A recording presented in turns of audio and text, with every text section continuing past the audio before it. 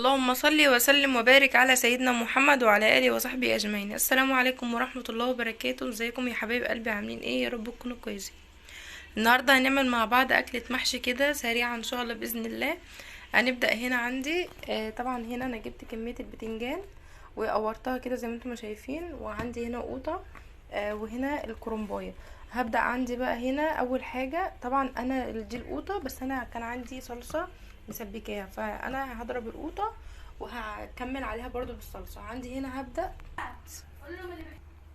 وعندي هنا بقى بعد ما نضفتها من الورق الاخضر اللي بيبقى عليها، هبدا بقى ان انا اسلجها كده بالراحه واحده واحده زي ما انتم شايفين كده اهو. ونمشي بقى بنفس الطريقه دي، اللي تطلع معانا نطلعها، اللي ما تطلعش بنقصها، بس بنسيبها برضو موجوده لحد ما بنسلك اللي قبلها عشان الورق بتاعي يطلع زي ما هو كده. هفكها وهرجع لكم تاني. وعندي بقى هنا بعد ما المية غليت هبدأ انزل عندي بمعلقتين كبار من الملح. وعندي اهو زي ما انتوا شايفين سلكت الكرنب كده، بصوا طالعه الورقه ازاي، بصوا طالعين السلام كلهم ازاي كده زي ما انتوا شايفين. هبدأ بقى عندي زي ما انتوا شايفين كده، حطيت رشة كمون. هبدأ بقى ان انا انزل بالورق بتاعي، انزل بالورقه كده اهو زي ما انتوا شايفين، وابدأ ان انا اغطسها واقلبها تقليبه واطلعها. وعندي بقى هنا زي ما انتوا شايفين كده، بعد ما خد دقيقه في الميه، هبدا بقى ان انا اصفيه كده من الميه، وابدا ان انا اطلعه كده زي ما انتوا شايفين، وابدا ان انا اشيله من على بعضه عشان البخار ما يسووش اكتر. هبدا امشي بقى باقي الكرنبايه بنفس الخطوه ديت، احطه دقيقه واطلع وارجع لكم تاني. وطبعا بقى عندي هنا اللهم بارك، بعد ما خلصت في كميه الكرنب بتاعتي اهو زي ما انتوا شايفين، بصوا الورقه طالعه ازاي خضرا وجميله ازاي اهو. طبعا الورقه طالعه بورقتها عشان زي ما احنا ما اتفقنا ان احنا نطلع الكرنب ازاي من الرصه بتاعته اهو كده زي ما انتوا شايفين. هبدا بقى عندي هنا ابدا في الصلصه.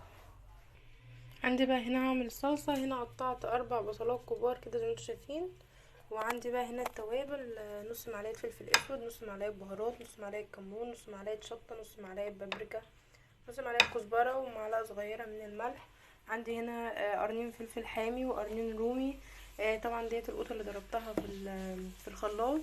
عندي بقى هنا هبدا طبعا اول حاجه جبت حله حطيتها على النار وسخنتها كويس جدا، وهبدا انزل عندي بكميه من الزيت كده زي ما انتم شايفين. وعندي بقى هنا بعد ما الزيت عندي قدح، بدات انزل بكميه البصل بتاعتي طبعا زي ما انتم شايفين كده. هبدا ان انا اقلبها. طبعا البصل انا مش هشوحه كتير، انا عايزاه تشويحتين كده بس ويبقى ايه باين. عندي هنا كده زي ما انتم شايفين، هبدا انزل على البصل بالفلفل بتاعي اللي انا مفرطاه كده زي ما انتم شايفين، وبالتوابل بتاعتي. طبعا احنا هنشوحهم بالتوابل بتديها ريحه جميله جدا كده زي ما انتم شايفين.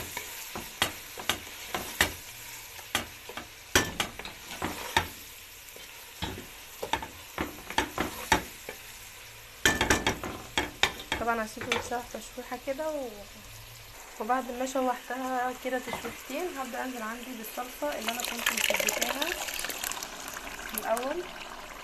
وبعد كده هقلبها تقليبه. طبعا علشان انا كانت عندي الصلصه دي، لو مش عندي هبدا انزل عادي بالقوطه زي ما انا فرمتها معاكم كده. طبعا زي ما انتم شايفين كده بسم الله ما شاء الله اهو. نقلبها بس كده، عندي الصلصه خلصت. هبدا ان انا اغطيها واسيبها تتسبك. وتعالوا بقى يلا نقطع الكرنب. وعندي بقى هنا ده الكرنب بتاعي اهو. هبدا بقى ان انا ابدا ان انا عندي كده جبت الفلانشه بتاعتي.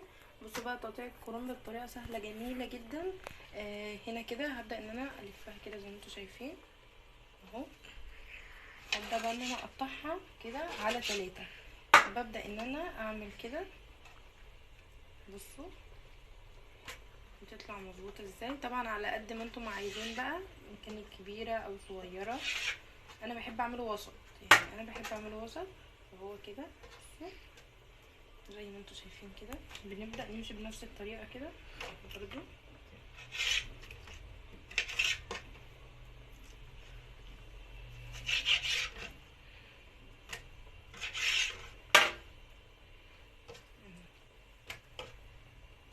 ببدأ ان انا اعمل دي كده اهو دي، او في طريقة تانية برضو بحب اعملها برضو قوي. بحب اجيب كده اشيل العرق وابدأ عندي ان انا طبعا ابقى شايفة هنا هي هتتعمل قد ايه. ابدأ ان انا ابرمها كده وهعملها على كده كده اسهل. بصوا ببدأ ان انا اعملها كده اهي، دي ورقة ودي سنين كده وديت عندي اهو.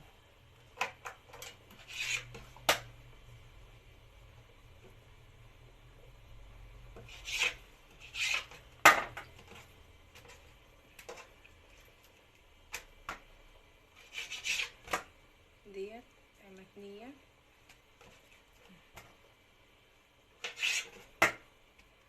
بصوا اللهم بارك كله قد بعضه ازاي. انا همشي كده بنفس الطريقة اشيل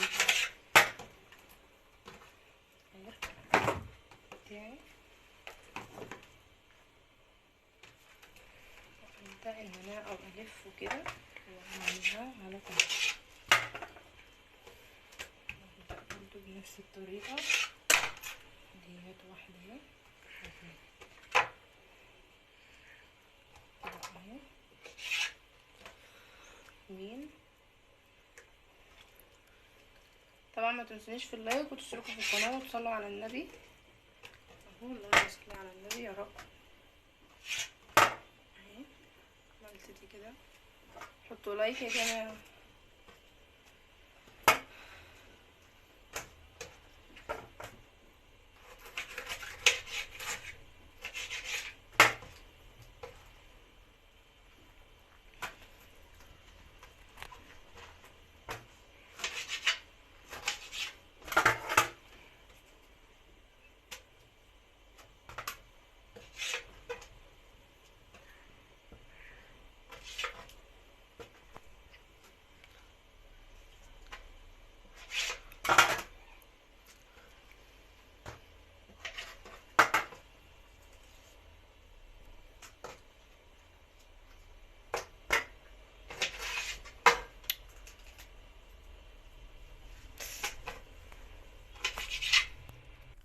وعندي هنا بسم الله ما شاء الله بعد ما خلصت تقطيع الكرنب بتاعي، غسلت طبعا الخضرة خرطتها وغسلتها. عندي هنا البتنجان بتاعي كيلو ونص بتنجان ونص كوسة وربع فلفل.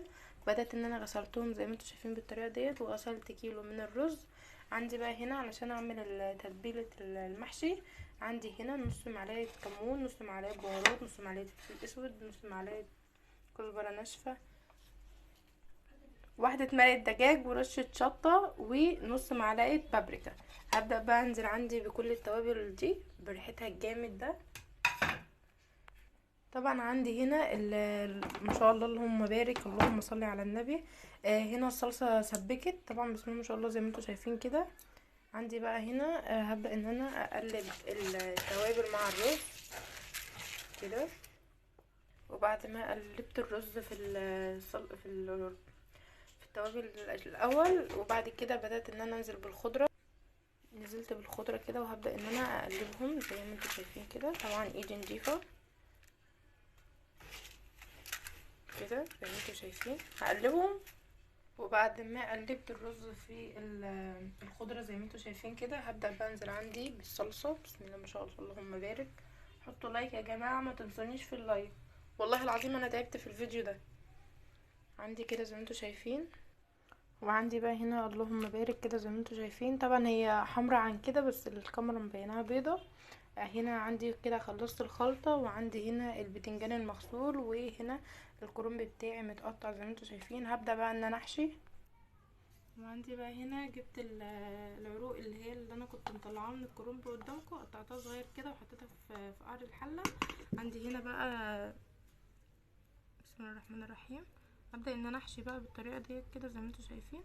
هبدأ امسك الصباع كده اهو ونلف اهو زي ما انتوا شايفين كده. هبدأ اهو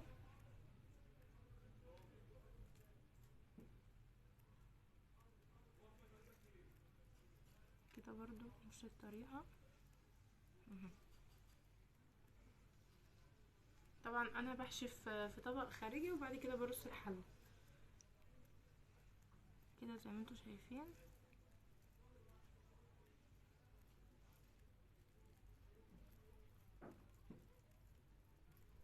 اهو. هبدأ بقى عندي ان هنا ارص كده. عندي بقى هنا بدأت ان انا هبدأ ان انا ارص الحلة. بصوا هنرص الحلة بطريقة جميلة قوي. عندي هنا بمشي عشان اعرف ان انا ماشية صح. بحط 4 كده زي ما انتوا شايفين او 5 كده اهو، وببدأ ان انا امشي كده من جنبهم برضو ب4 او 5. حطوا لايك يا جماعة، صلوا على النبي. كده عندي اهو زي ما انتوا شايفين. ببدأ ان انا امشي على نفس الموضوع كده. طبعا انا بعمل المحشي 5 بالطول و5 بالعرض كده.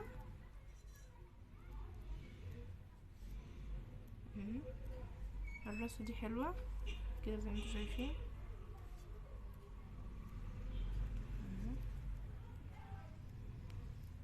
متنسوش تشتركوا في القناة وتفعلوا زر الجرس عشان يوصلكم مني كل جديد. كده اهو زي ما انتوا شايفين مشينا رصة كده ورصة كده. ببدأ ان انا برضو اعمل كده. بصوا انا كده عملت يعتبر اول رصة. عملت دول بالطول، دول بالعرض، ودول بالطول. هبدأ بقى في الرصة اللي بعدها اعمل دول بالطول ودول بالعرض، عشان لما اجي اسقي واعمل كده يكون في فراغات الشوربة تنزل. هكمل باقي الحلة وارجع لكم. عندي بقى ديت فرخة. انا طبعا بتبل الفراخ وبحطها في الفريزر. طبعا انا كنت متبلاها، بس طبعا مش يعني ما صورتهاش. فطبعا ان شاء الله باذن الله نبقى نعمل التتبيله مع بعض تاني.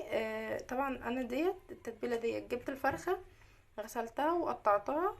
عندي هنا بقى جبت بصلتين وقطعتين وقرنين فلفل، ضربتهم كويس في الخلاط مع معلقتين خل. حطيتهم في طبق ونزلت بقى بالتوابل بتاعتي ال7 بهارات، ملح وفلفل وكمون وبهارات وشطة وملح. وحطيت نص معلقة بابريكا وكركم. و بدأت ان انا بقى كده اسيبها تستوي، اسيبها سوري ان هي تتحط في الفريزر بقى شوية، او ان انا لو هبدأ ان انا اعملها ممكن اتبلها قبلها مثلا بساعتين.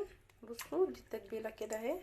هبدأ بقى عندي هنا جبت الصينيه بتاعتي. هبدأ ان انا احط فيها الفرخه كده زي ما انتوا شايفين بتتبيله كده اهو. ده الشكل بتاعها اهو. وهبدأ انزل عليها بالتتبيله كده.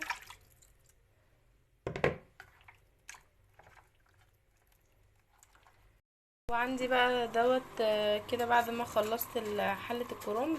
بعد ما خلصت الكرنب هبدأ بقى ان أنا احشي عندي البتنجان. يلا نشوف هنحشيه ازاي.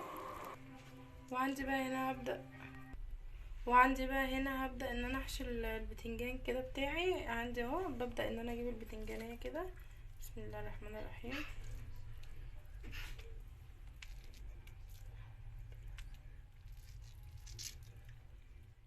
كده بس بنسيب فيها حتة صغيرة كده عشان طبعا الرز بيزيد اهو زي ما انتوا شايفين كده. بسم الله الرحمن الرحيم. بس متنسوش بقى يا جماعة تحطوا لايك وتشتركوا في القناة وتفعلوا زر الجرس عشان يوصلكم مني كل جديد، وصلوا على النبي في الكومنتات، واكتبوا لي تحبوا الفيديو الجاي يبقى ايه هو.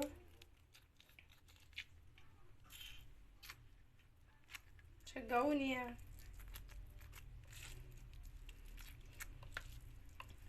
كده بقى هبدأ ان انا اخلص باقي الكمية زي كده برضو، اسيب سنة وارجع لكم تاني. وعندي هنا بقى اللهم بارك بعد ما خلصت الكمية كده. طبعا انا الحلة يعني فيها صلصة علشان انا حاشية مطرح الحلة اللي كنت مسبكة فيها. عندي هنا بعد ما خلصت الكمية بتاعتي هبدأ بقى يلا زيت. طبعا انتوا عارفين ان انا عاملة فرخة مشوية. فطبعا المفروض ان انا ما عنديش شوربه، فطبعا استعنت بالشوربه اللي انا ببقى حطاها في الفريزر. طلعت كده جردل عندي وسبته يفك. بعد ما طلعت علبه الشوربه وسبتها فكت كده زي ما انتوا شايفين، هتبدا عندي تغلي. هبدا بقى هنا لما غليت التوابل اللي احنا كنا بنعملها مع بعض للمحشي، اللي هي جميع التوابل ديت، حطيت هنا منها معلقه